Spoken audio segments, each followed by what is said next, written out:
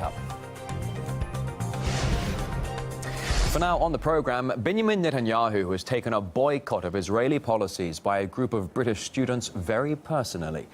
This happened after a UK student body voted to ally itself with a Palestinian group campaigning for an economic and cultural boycott of Israel.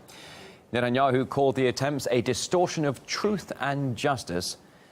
Our Middle East correspondent Paula Sleer has more. Many here are saying, well, who would have expected such a strong and fierce reaction from a leader who has survived even more pressure from major world leaders, and now he has chosen to respond to some student union in a foreign country, and people are asking whether or not the pressure has finally come down on his shoulders. It's not only the Israeli Prime Minister who's getting all wired up. Indeed, the Israeli press now for days has been covering the issue of growing boycotts against the country. So we do witness the pressure and increased panic that is being felt by politicians here in Israel. The Israeli parliament, or the Knesset, has held an emergency meeting on this issue of boycotts against Israel by various organizations and on various levels. Of course, there have been previous boycotts of Israel. Let's remember that back in February 2009, the Irish Congress of Trade Unions launched a boycott of Israeli goods.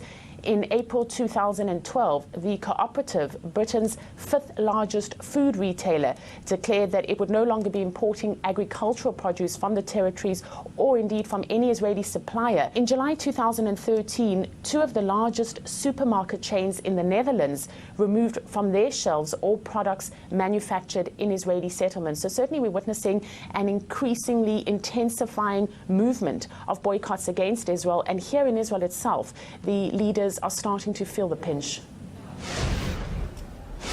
Washington has refused to reconsider its plans to set up a new military base on the Japanese island of Okinawa.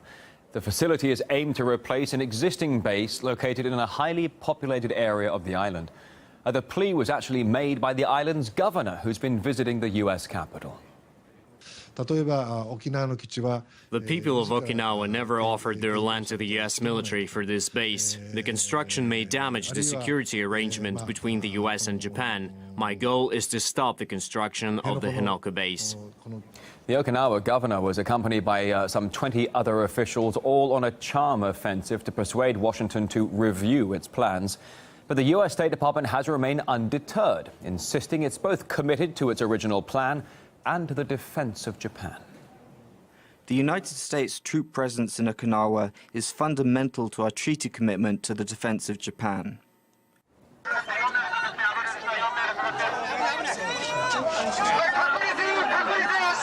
Locals don't want the base relocated, they want it removed, along with around 30 other military bases just on that island.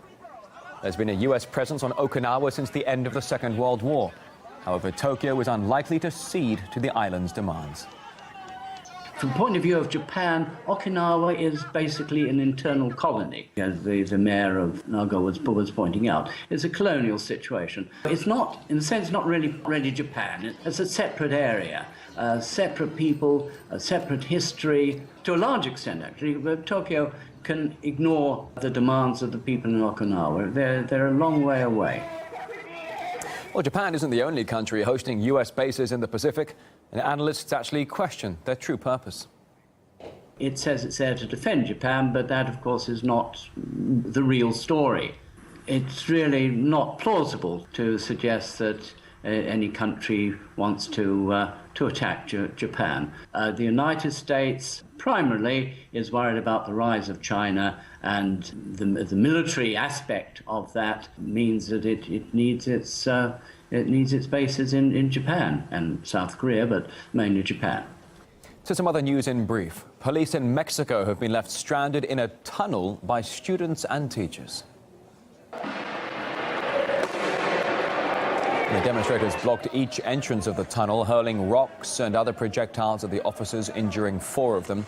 But the protesters were from a local teacher training college where 43 students disappeared from in September 2014. An independent investigation released in December stated that the federal police were involved, handing the students over to local gang